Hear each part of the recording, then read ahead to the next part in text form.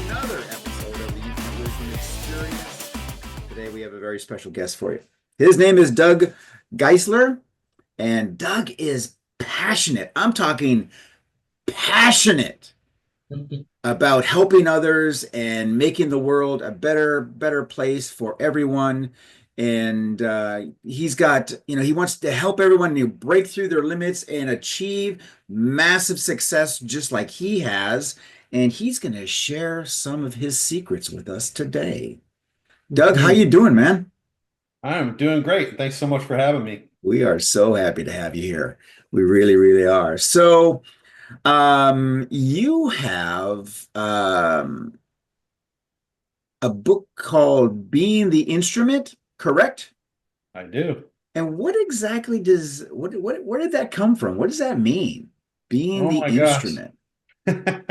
Well, I have somewhat of a diverse background. So let me give you the All prelude to right. that. It'll probably help you understand Cool. what the book framework is about, because there's a couple more that are going to follow that. So I have been in sales for the better part of my life. Kind of took the corporate journey out of college. I was in Hmm. sales straight away. I'm actually pretty good at selling, not to toot my own horn or anything, but I ran into some roadblocks with mindset type stuff I would say mid career after a very successful sales career, sales management, that kind of thing. And I was just bumping into some stuff and just having a hard time getting through it. And at that same time, I was also very, very in tune with the financial markets. So I was studying the financial markets, and I was also studying my own mind while I was studying the financial market. So I would program what's called Easy Language and TradeStation, and then I would watch what it delivered on the screens. And Hmm. I was also reading a lot of spiritual material at that time. So I was like late 20s, early 30s. And I had some stuff that I needed to break through, and I knew I needed to break through it. And I just kept bumping into it over and over and over again. And so, what the financial markets helped me to do was to drill down on when I was getting in my own way, and then figure out a way through it, not around it. And this lady that I met during that time period, Jay Hart, mentioned to me that, Doug, the obstacle is the path. And it really hit home for me Hmm. because it forced me to think about things in a different way. It forced me to really, instead of going around those problems and challenges, which was kind of like what my mind wanted to do, that's what the ego wants to do. I was forced to look at it in a different way and kind of make friends with it. So when you make friends with those emotional things that are, potential showstoppers for you or potential issues for you, and definitely triggers for you, instead of it triggering you, you're actually seeing the emotion creep up, or, what would normally blindside you, you would see Hmm. it coming, and then it no longer blindsides you. So what the Right. financial markets helped me to do was I was watching, like I was developing this code. So I was developing code to watch the markets, and while I was So watching the just markets, for Doug, I'm going to stop you just for clarity. When you're talking code, you're talking computer code. computer code. Okay, Yep. so you're writing software, I'm writing software right? code. And then Okay, what happened, I was putting it into the computer, watching what that would spit out in the charts. Like it right. would change a bar color, it would paint a line on the chart, it would frame price for me. And then I would watch what it did on the computer. So because I was watching my mind at that same time, I was like, oh wow, it's like all the language was is if this, then that, if this, then that, if this, then that, over and over and over and over again. So I Hmm. started watching my mind from that same perspective. And it's kind of hard to describe, but it's almost like you're outside of yourself looking at your mind process things as it's coming in. And it was the strangest thing, but it enabled me to see myself getting in my own way. And then I knew that, because I was kind of running out of money at that time. I was like, Right. I can't trade because I just don't, I got my back to the wall. I can't trade. I can't do this. So what I need to do is go out and prove that this stuff works, because I learned so much stuff about me and about spirituality and about how things work, actually work. that I said, I'm going to go out in the world and prove this stuff works. I'm going to make a bunch of money. And then once I do, I'm going to circle back. Not only am I going to give this back so people can understand it, but then I'm going to circle back and trade the markets too, because at that time I will have made a lot of money. So that's kind of where I'm at right now. Hmm. I took this out. I made real estate really, really successful. Made, not to brag, but I've made a lot of money. And now I'm circling back to try and help people come through the stuff that I had to come through. It was hard. It was hard Hmm. work. It's Right. like, you don't take 10 steps at a time, you take one. And but there was a lot of them, and so that's what Be the Mhm. Instrument's about. It's about how why I was forced to change, the things that I needed to change about myself, the things I learned about myself. And then it basically takes people through the lessons, like to teach themselves their own code. So, like, where are you getting in your own way? Like, because normally we don't see it. Hmm. It's Right. it's after we screwed up that we see it. What I'm trying to teach people is to see it before the mistakes happen, but know that you have to make the mistakes to grow. Hmm. Right. Yeah, for sure. So, And those mistakes end up being, for some people when they don't notice it, become these low points, and it just leads towards that low point in their life, right? So why don't you share a little bit, because I've read your books, and you shared some of your stories in there. Why don't you share, a low point before writing the book and how you actually turned it around?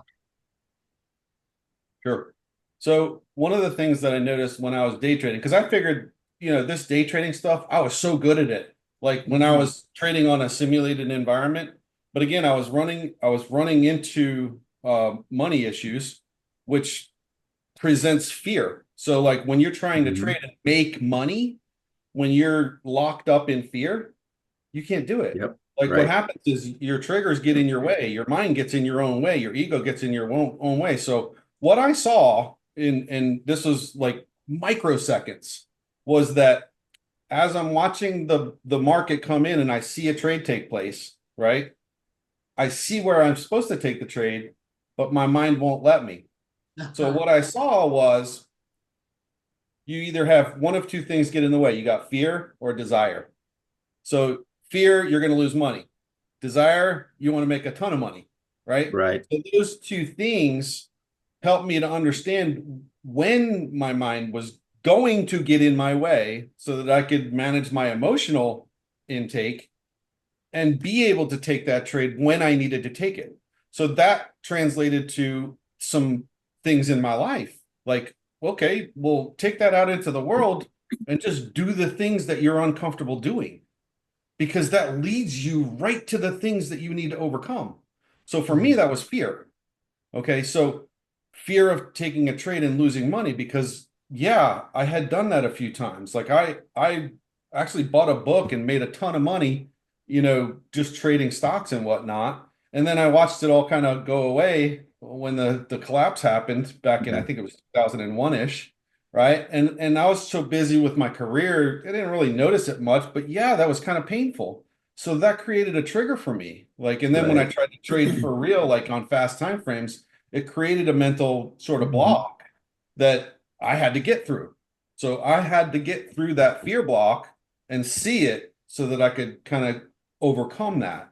And not only was I able to do that with, just the trading stuff, but with pretty much everything. Because what I learned was, and Jay was kind of instrumental in this, was that when you make friends with those anxieties and fears and emotions that may be uncomfortable for you, they hit you in different ways.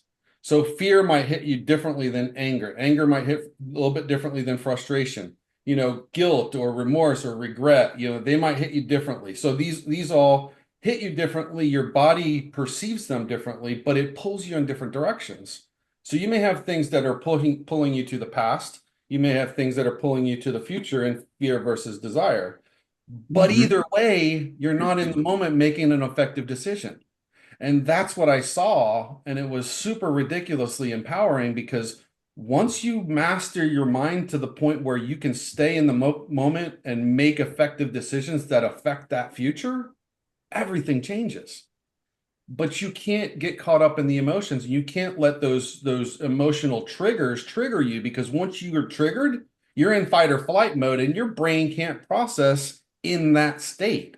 So you have to learn progressively to be able to handle more and more and more and more and more pressure, to the point where you're able to handle that one thing that you were not able to handle before.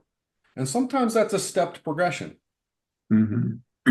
And we find that that fear and those triggers, they're not just with when it comes to money or comes to trading or it comes to it's in every aspect of a person's life. You can have that in your love life, you can have it in your family life, you can have it in your business life, you can have it in your financial life.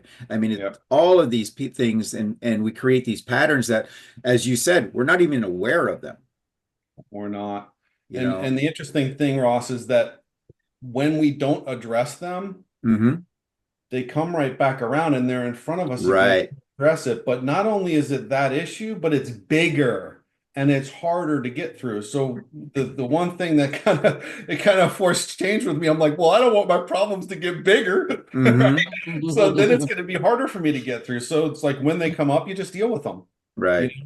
And so it progressively, kind of what I refer to in the book is, you're coming down this road and you see a pothole. You don't go around it. You fill it. You smooth it over Hmm. so that you really understand that issue and why it's there, to teach you something about yourself, so that then the next time that you're coming down that road, there's not a pothole there anymore. Right. You're not dealing with those same issues over and over and over and over again. But people get into these cycles, and as Gary was saying before, they can be a downward spiral. And I was in one. I've been there, and that's no fun. And that's why I'm writing these books to help people. It is, it's just empowering people to bring their best self forward. And one of the Yeah. things you talk about in the book quite often is, achieving flow states, right? How can someone tap into this state consistently, especially when facing those challenges and those potholes and what Russ and I call the storm? They get caught up in the storm of life. How do Mhm. you suggest they do that? So that's going to be different depending upon the person, and everybody's going to have different ways for them to get into it. Like, if you're in sports, your adrenaline's probably got to be super high.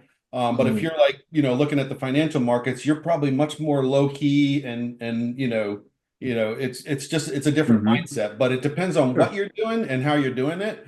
But my recommendation with regards to getting into a flow state would be to find what's right for you, because if your heart and mind are Right. not connected, you're not going to get there, because you're going to actually get in your own way. But for me, um, it's a concentration thing. So mm, kind of back to that one challenge that you're trying to overcome. It's probably not going to be something that you get to and overcome in one shot. It's going to be like a bit of trial and error, and you're going to have to know and learn your own triggers and learn where your thresholds are. But as you take those steps forward and you start bumping your ceiling, bumping your head into the ceiling or bumping your face into walls, it's almost like the lights aren't on. And when you bump into them, like, oh, I didn't even see that. But then once you see it in hindsight, you step over it, like you're actually up on the next step and you've seen it, you understand it, so you understand yourself better.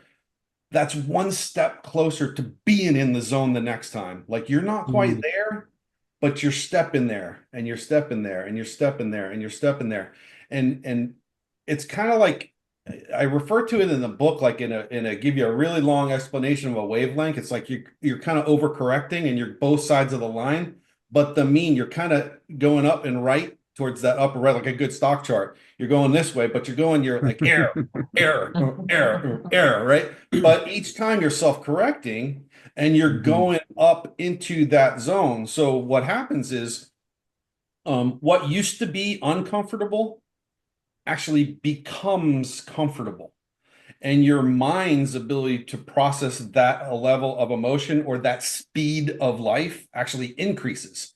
So when you actually are challenged in the moment, that threshold is higher and higher and higher and higher. And so getting in the zone, from a low state, almost impossible. But once you Mhm. start to learn your own, the way that your mind ticks and the way that your body ticks at, this level, I need to be this level of energy, not this level of energy. Or, Yeah. some people go way too high and then you're too excited. So you're driven by desire, and then other people get too low and you're driven by fear. So you need to manage that in the middle. It's right in the middle. It's not too high, not too low, not too energized, not too down. It's kind of Hmm. like right there in the middle, but you gotta find it, because Yeah. When if I used Yeah. to you do, when I if used to you teach do, with like Harv time Eker, actually he used slows to. down. Sorry, Yeah, Greg. for sure. With when I used to teach with Harv Eker, he used to one of the things, the concepts he used to prompt all the time is that you've got to think of the gradient from where you are to where you are, and then work the gradient, Yeah, right? And that's Hmm. what you're talking about. Yeah. Is that there's the big step, but then there's the all the micro and Yeah. the consecutive things that need to happen to get to that next step. And people just want that next step, right? I want yeah, the next step, and if they don't get that right away, even though they're this is that, but then they go here, they're still closer, like you said. But then yeah. they go, oh man, I failed. No, you're in progress. You're in Right. process. It's Right. that's why I say that. That's why they say success is about the journey. It's That's And right. I like, And I'm, I mean, Doug, I liked your example of the athlete too, as to where, Mm, if you take a football player, for example, they're constantly working out in the gym and they're constantly on the field practicing and they're constantly, building and building and they're building their muscles and people think, well, they're just building so that they can be stronger. I'm like, yes, they're building their muscles to be stronger, but they're also building their muscles so they can take the hit better yes. Yep. and it doesn't And take them out. They're just going to go boom. Okay. But if they haven't built themselves up in that gradual, you can't go from, being 180 pounds to 250 pounds overnight. It's going to be gradually. And each gradation, as Gary was saying, you're going to take you can take a harder hit. You can take a harder hit and you're yep, going to mm. come back harder, better and better. And it doesn't take you out of the game. And that's what you're you're talking exactly about. That's those lows where some people, they're just like they get hit once and they're like, okay, I can't do this. right. I'm done. Yeah. Yeah, that's right. And I'm glad you brought that up, because you're exactly right.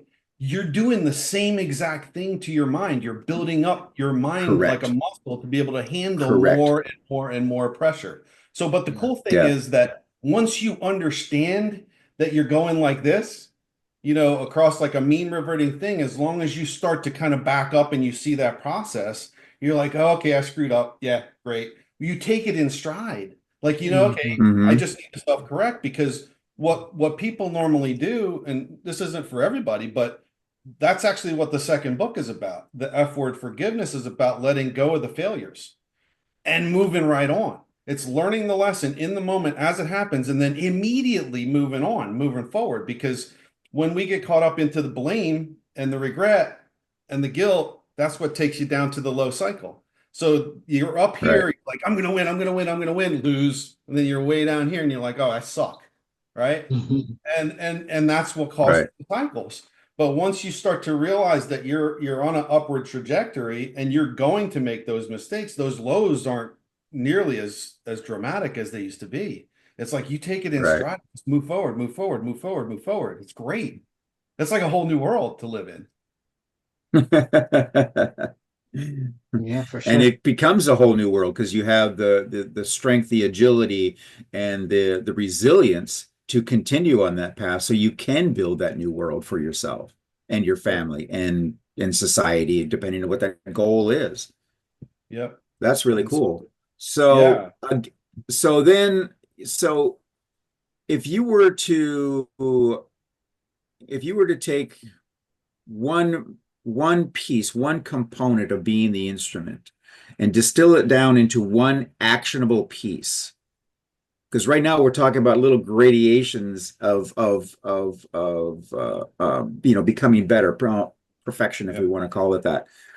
What would that one thing be? If somebody just, they were down in that valley and says, what would Yep. be the first thing that you would tell them to do?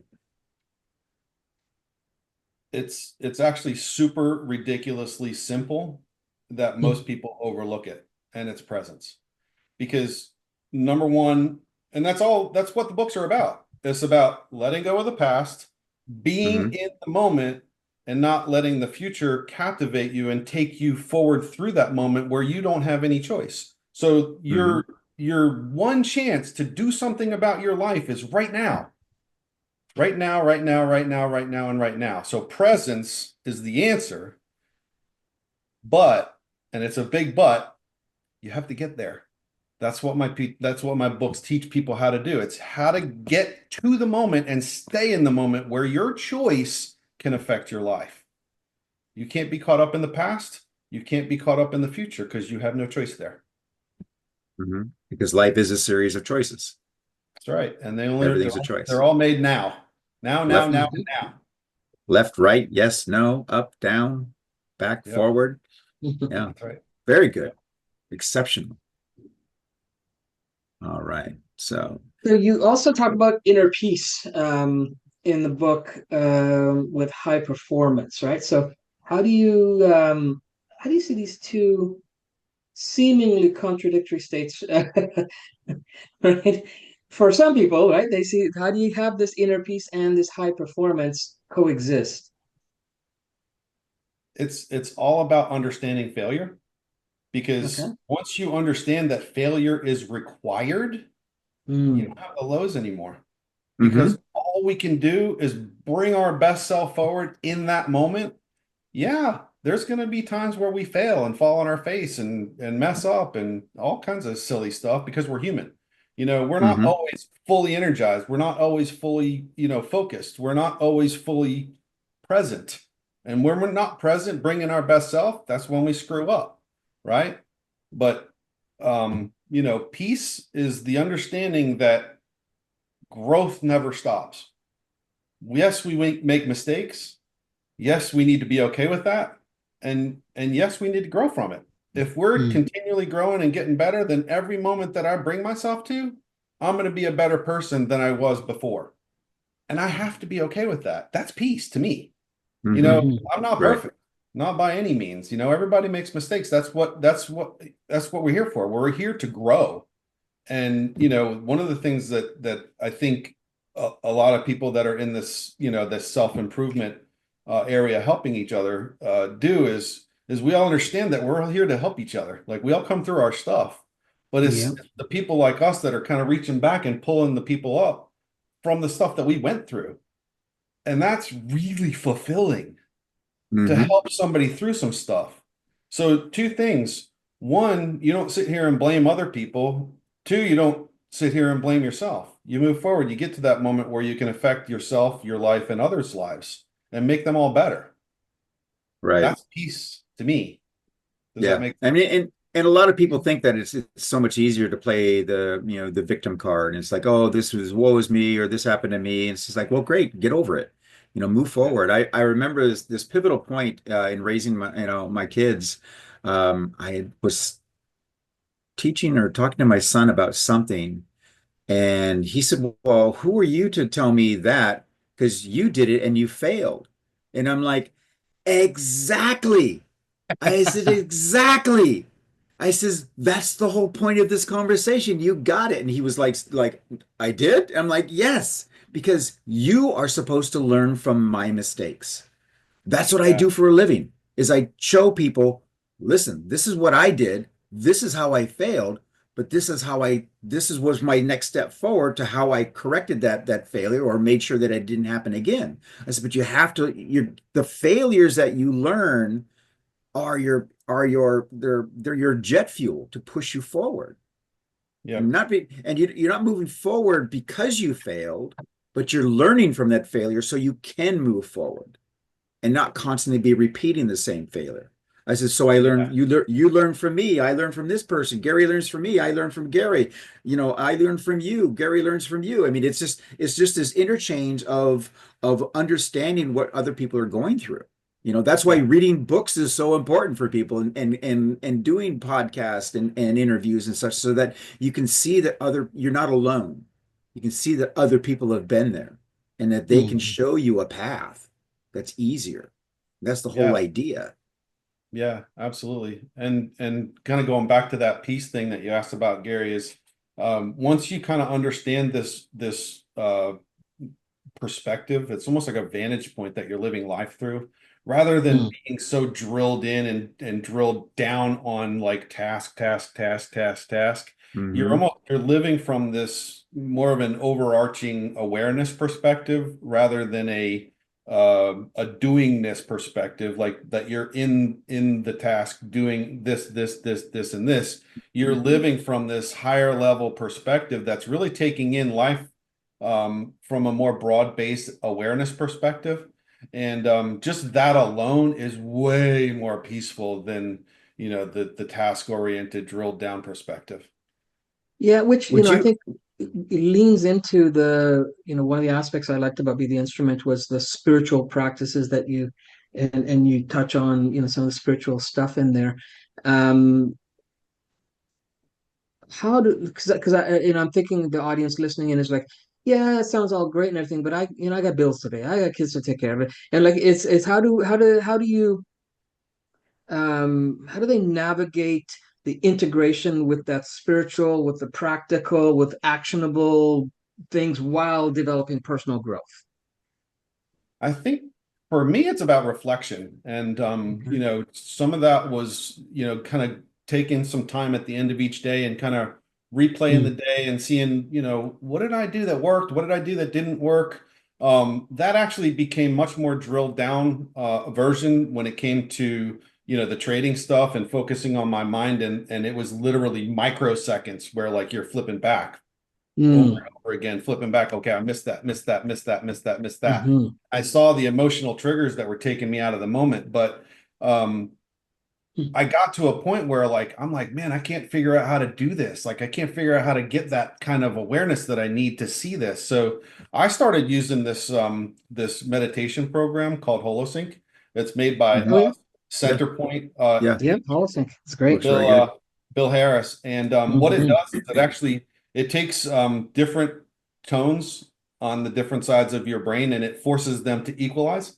And it Mhm. actually and then they bump up or bump, I forget exactly the technology, but they bump down the frequencies and it forces your brain to evolve, basically. Correct. So I've been doing that for like 15, oh geez, I'd have to look back, 15 or more years. I Wow. do it every day. Sometimes Nice. I try to do it first thing in the morning, like when I get up. But there's times that I'll do it in the middle of the day too. But what I try to do is just have some quiet time, and that's actually when the stuff comes up. When I say the stuff, it's usually the most vocal part of your mind that's having an issue with something, and those start to bubble up to the surface.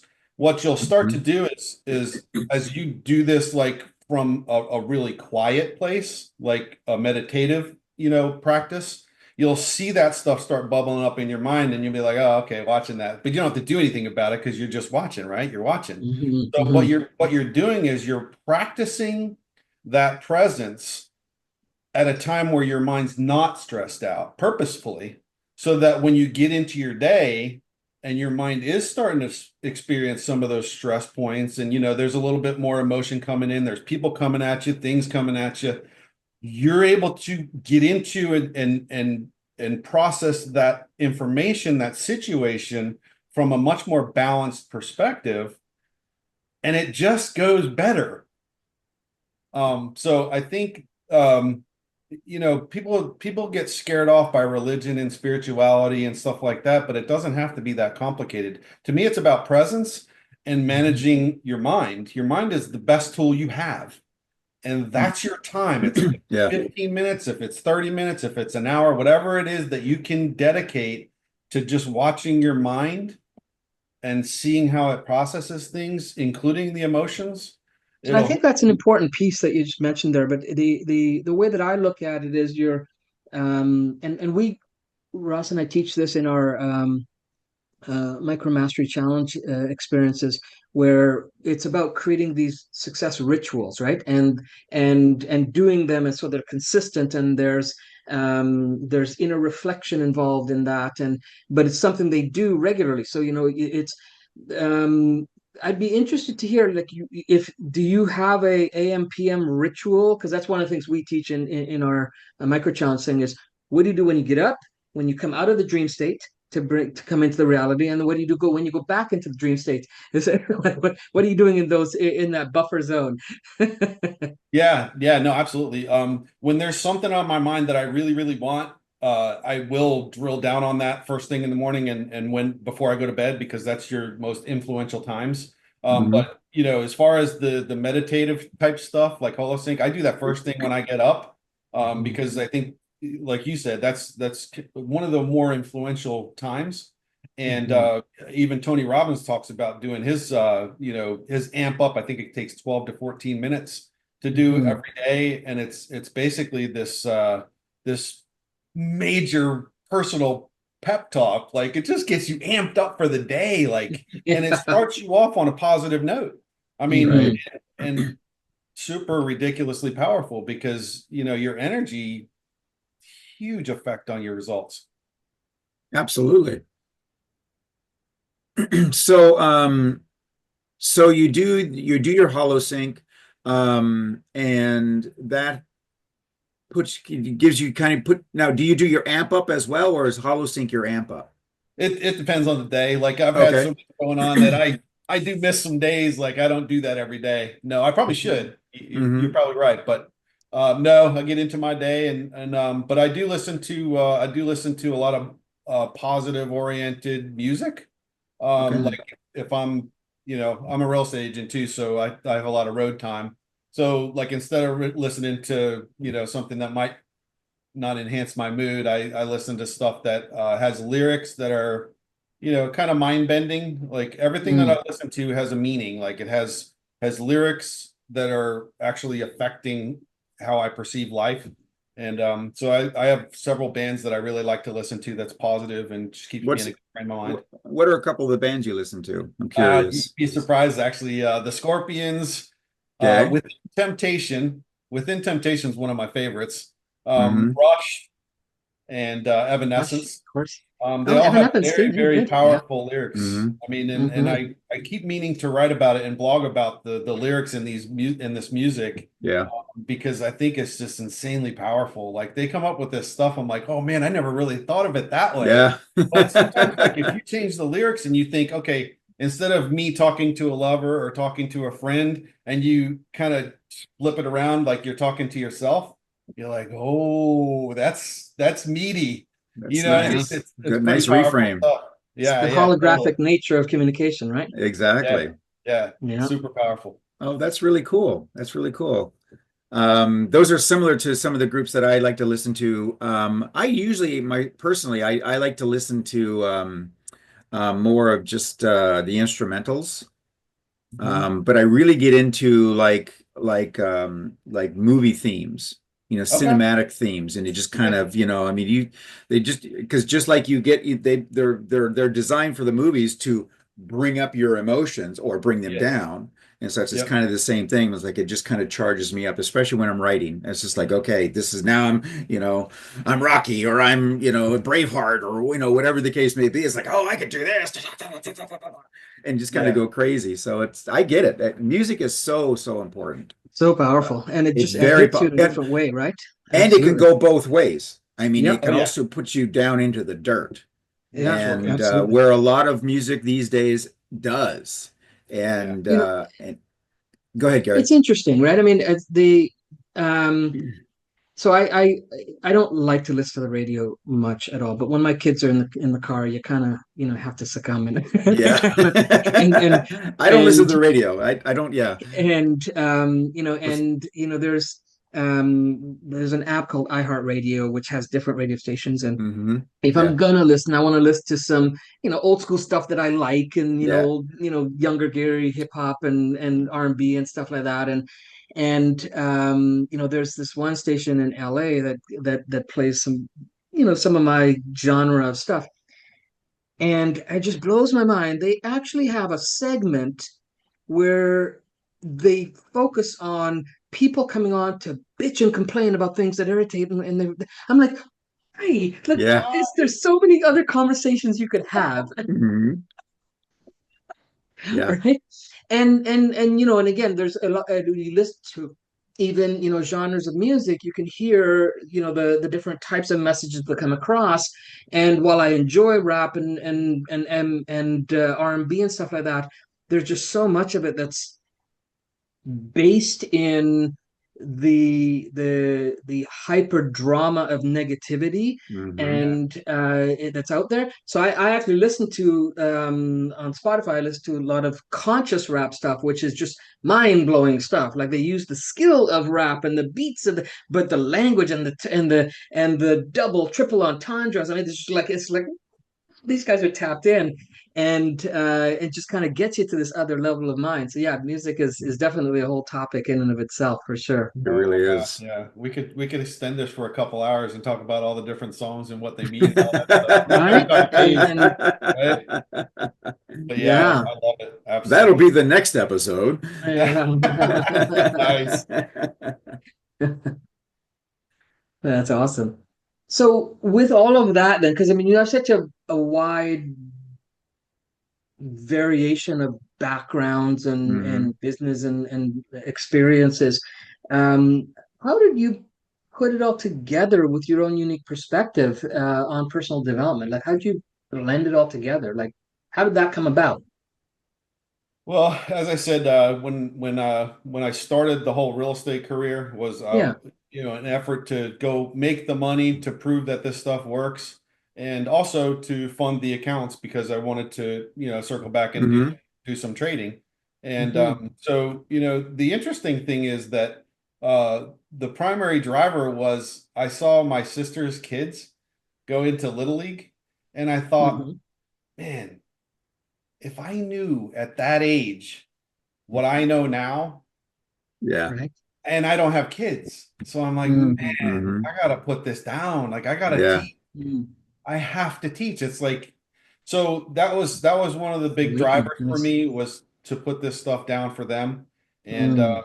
then it ended up being, well, shoot, if I'm writing it for them, it could be for everybody. So I just Yeah. started writing, man. And then 2 years later, here we are. Hmm. It's It's crazy. like, man. Yeah.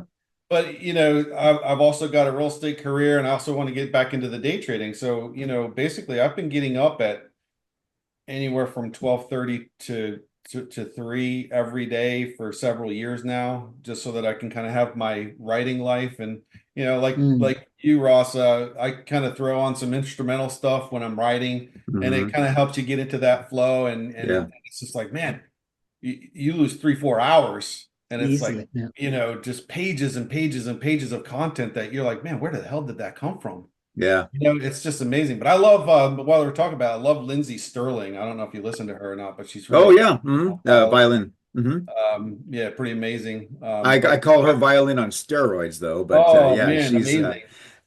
yeah, But it she has keeps a your really brain intrigued. well. She's got a really kind of a really cool story too behind it, and which I really learned.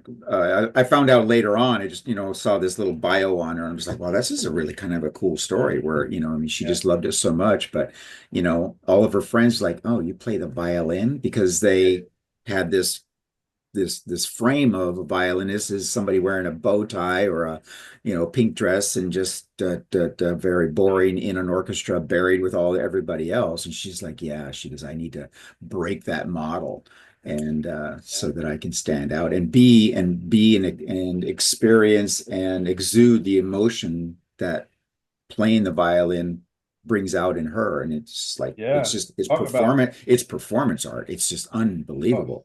yeah, And then you take her and compare her to someone like Josh Groban, which I'm just like, just he's talented too, but he just yeah, does it in a different way. And he brings out a whole different type of emotion from you. So it's just like, yeah, so for me, it would be kind of like, okay, what is my intention to accomplish with this session where I'm going to sit and write? And then yeah, who's going to put me in that state that's going to enhance this, and that's kind of the yeah. direction that I go to. Yeah, um, and while you're on instruments, I mean that's what Be the Instrument's about. It's about yeah, we are the there you go. instrument, Yes, very and good, basically nice. the words in that book are the tuning process that tunes the instrument. You are the instrument. Hmm. Basically tying your mind to your heart and your emotions and all that stuff. You're putting the whole package together, finding out what makes you tick. And Hmm. for Lindsay as an example, I mean, it's brilliant. You know, Yeah. she dialed in, man. That's freaking Hmm. awesome. You know, so if you can really you know, get in the zone like that, it's amazing Hmm. what you can accomplish. Yeah, for sure. Very, very cool. So, what do you think that is the misconception that people have in general about personal growth and transformation? You So you know, so you're making a change, okay? yep. Or you've made a change in your career path and such. So you've gone from being high-end real estate, and so now you're moving into I'm doing coaching and personal growth. What kind of do you get a different type of reaction from people? It's like you're doing what? Yeah, Uh, yeah, that's right. yeah, okay. That's right. So the interesting thing I've kind of assessed, and I've read so many books and been to so many seminars, and you know, from Anthony Robbins to you know, Sure. hypnotists, all kinds of stuff, and you know, again, not to brag, but just to I've been through so many different varieties of learning, you know, relative to coaching, getting people motivated, and that kind of thing. You know, I'm not the guy that's going to get up there and you know, get you all amped up, and then you know, you go home and Right. you're back where like you don't know what to do.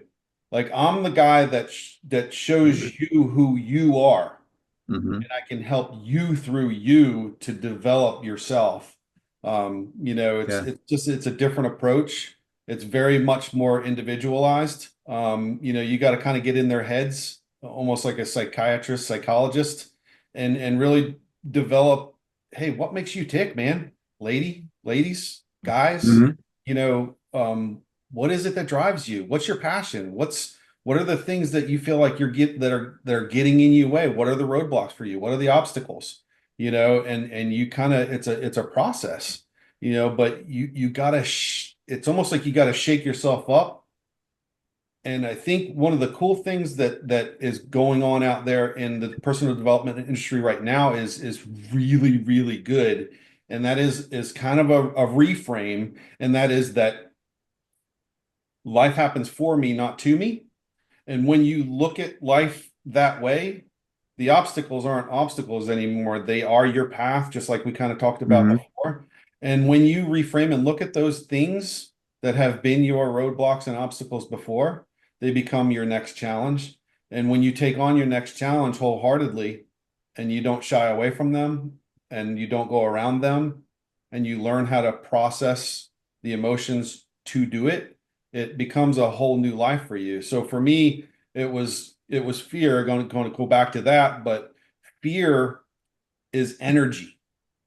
And when you don't process fear or anger or whatever it is that you're dealing with as something else, it's just energy that I need to convert within my own body, mind, and use.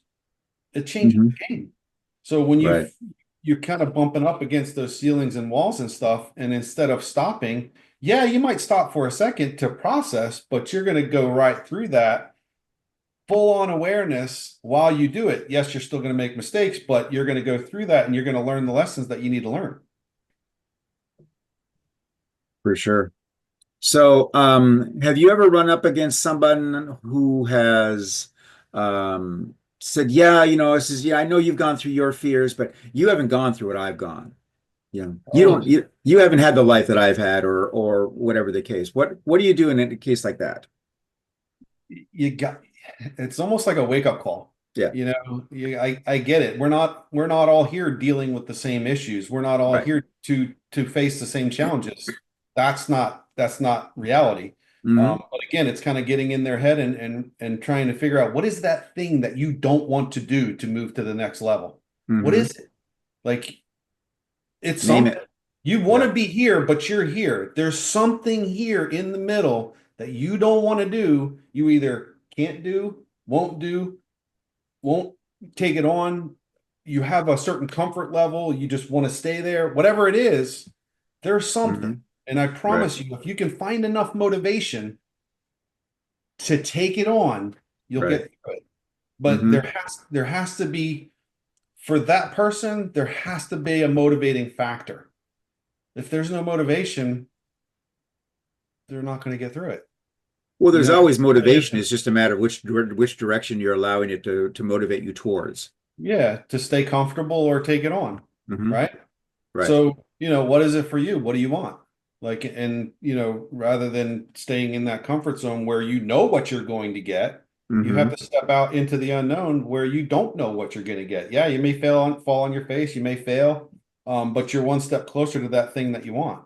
And Hmm. little by little, Mhm. you chew that, that middle, ceiling. Sooner or later, that ceiling just goes away, and Hmm. you're in that role that you were once Right. full of, or just didn't even think you could get to. So you're talking with somebody and they've said, yeah, there's this one thing that is stopping me that, for whatever reason. So what is your first piece of advice to them? Um, like what's the first step? Because it's going to be a baby step. If it's held them back for so long, to them it's a giant wall of China kind of a thing, Yeah. and it seems to in their mind it's impenetrable. So what So is your first area advice for this is the first step that you're going to take towards that? So there's really two things. One Okay. is you gotta kind of take a bite size approach and figure it out. Like, what is that one thing that's going to motivate you to get to the other side of it? So Hmm. first you basically develop the motivation, right? And then you go, okay, what's one thing I can do right now that moves me closer in that direction, right? Hmm. But then it kind of goes back, for me, it goes back to believing. Okay. So in the books, I talk about a state of wanting. Okay. Wanting is basically a future projection, right? Your mind doesn't believe that it's true. So first you Mhm. have to convince your mind that it's possible. Then you convince your mind that it is true. Then it happens, right? So Nice. in that morning routine, when you wake up, you do the progressions. You go through this is the state of Doug, the way that I want it to be.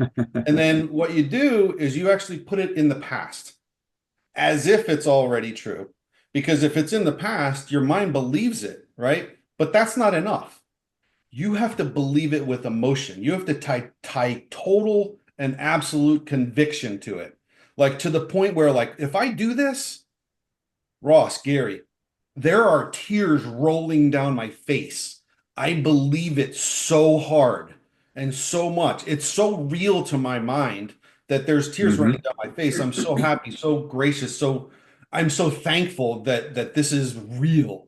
Like that's my life. So one of the things that I recommend is doing that first thing in the morning and at night before you go to bed. You might want to do it a little bit before you go to bed because it can be a little bit emotional. But Yeah. when you do it Yeah. right and you tie the emotional anchors, the satisfaction and the gratitude to it, it makes it real to your mind. And then when you Hmm. approach your day, you're like, I can get through this because that's my goal. I can get through this because that's my goal. And then you just, then the bite-sized increments seem so much easier. So make it real and then make it real. Hmm. Nice. Very cool.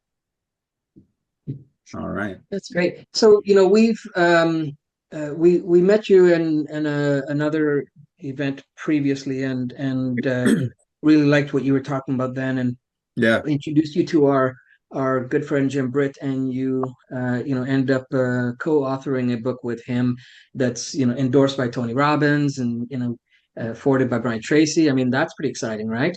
And in that book, your chapter is about unlimiting your limit.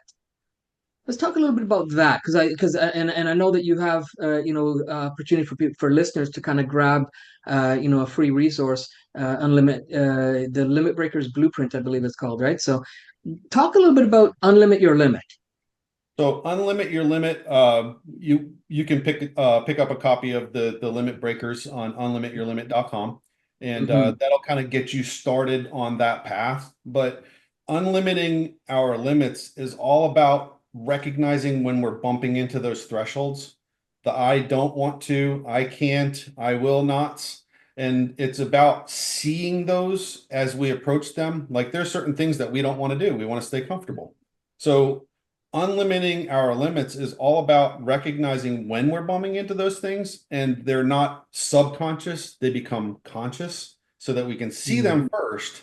Once we can see them, which is what I'm teaching people, then it's not such a big deal to overcome them. But if they're staying down in the unconscious, it's not going to happen. Like first you need to be aware of it, then you can change. But you can only change in the moment. What I teach people in unlimiting their limits is being conscious in the moment to effectively make changes to your own code in the moment. That's what unlimiting your limits is all about. That's great. Awesome. I love the name too. I really do. Because I think that a lot of people don't realize how they've limited themselves.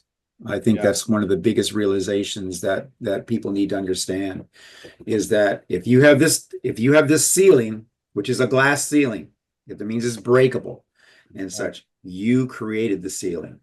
Well, I think it's easier to be a victim, right? So then they don't have to take that responsibility and that accountability for, hey, I'm in the stuff I'm in because I created, I accepted it, or I didn't look for another option, or I drank the Kool-Aid, right? So like, yeah, exactly. Or I can't get a promotion because of this. I can't get further because of this, or this happened, or whatever the case may be. The lists are endless. Yeah, and actually that's one of the reasons why I brought that state of wanting, because we kind of get caught up in that cycle, and the unfortunate thing is that state of wanting just kicks the can down the road. If it's in the future and you are, cementing it in there with anger and frustration and all kinds of, literal anchors. Well, that future state that you want is going to stay out in the future. With that exercise that we were just talking about put it in the past, is basically breaking through that wanting barrier and making it real to your mind. Because right now, what's real to your mind is in the future, and you just keep kicking it out in the future with more and more and more and more emotions. And so why would you keep back around? Turn it around. Just keeps coming back around. Flip the script and watch your words that you're speaking to yourself with. Your internal dialogue is huge. But we don't see it because we don't want to. Yeah, one of the things I tell people all the time, and on live streams I say regularly, is that anytime you're in communication, verbal or otherwise, you are either invoking the reality that you're stepping into, or you're confirming the reality you're stepping into. It's exactly. Exactly. Exactly. No doubt about it. And that, and that goes back to what we're discussing about music. Because a lot of the music that's out there today, as Gary was talking about, is confirming. Yes. As to where we prefer something that's going to invoke us to, like, no, this is the possibilities are absolutely endless. Yeah. Well, I think people invoke crap too, but they're either invoking crap or they're reinforcing it, or they're invoking positivity and they're reinforcing that. So it's either way, you're the source. Yeah, and we all process words differently. So like I speak one sentence to you and we all interpret that differently. So correct. We watch the words that we speak and we hear, and we watch those internalizations and interpretations, and we kind of figure out, okay, well, how did I really look at that? But here's the thing though, Doug. I think that what people don't get is that they also have choice in how they make that definition of so they can change that definition, right? So just because one word is said a certain way and it reacts, it's because of the definitions you put into it. Has nothing to do with the words or the sequence of words they're putting together. It's the definition that you invoke into it. Right? Exactly. Yeah. Which is really important. What I stress a lot is when having a conversation with somebody, and they say something and it has then I question the connotation that they're, so then I'll just stop them. It's like, what do you mean by that? How do you define that particular word? And then then a lot of times they have to think about it. Like, well, I don't know. It's just a word I heard, And you're just like, well, what does that mean to you? What do you think that you said? Yeah. And then they'll, when they have to start thinking about it, because a lot of times that terminology is just automatic. Yeah.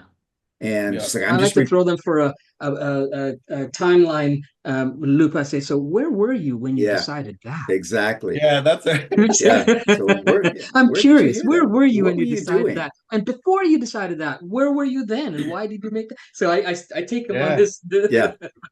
In fact, I'm glad you guys brought that up because that's actually the third book. Like that F word faith, Mm, that's a huge problem for some people. Like Very you much. talk faith and there's like the roadblocks go up and people shut it down and you like, all these different things start going through people's heads. And I'm talking about it in a completely different way, Hmm. as a buffer between you and that wanting state where it helps you to pull back to the present moment and be effective in that moment. That's what faith is for.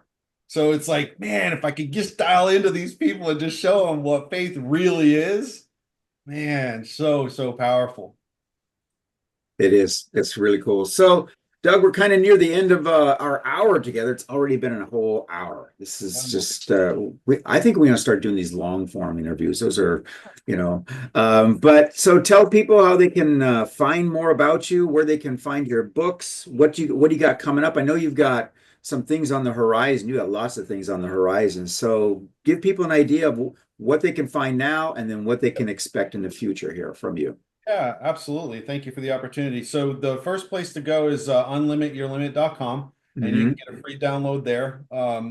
That's going to, kickstart everything. You can also go to betheinstrument.com for the book. Be Hmm. the Instrument is the first. There's actually a free download on Be the Instrument now too. So you get a mhm. free download on both of those. And so Be the Instrument's going to be the first book that's coming out in a couple weeks.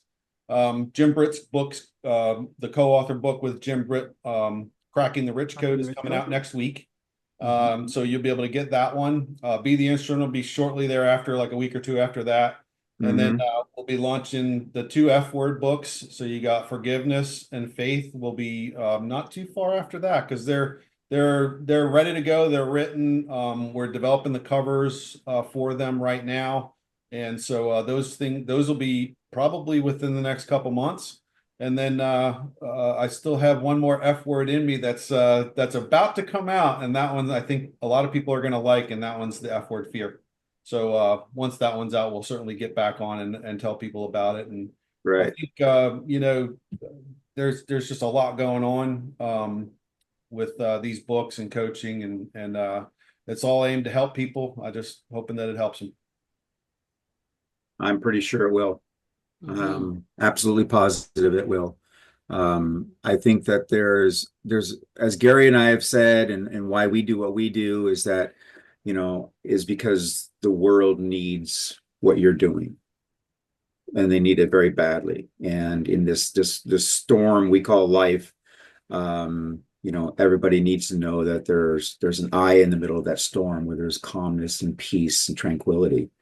And that's what you offer, if anything, a guide to get into that tranquility so that, once you get there, that's your whole thing, is that once you get there, then all of a sudden the flow starts and you can see things, you can see the chaos and choose not to participate in it.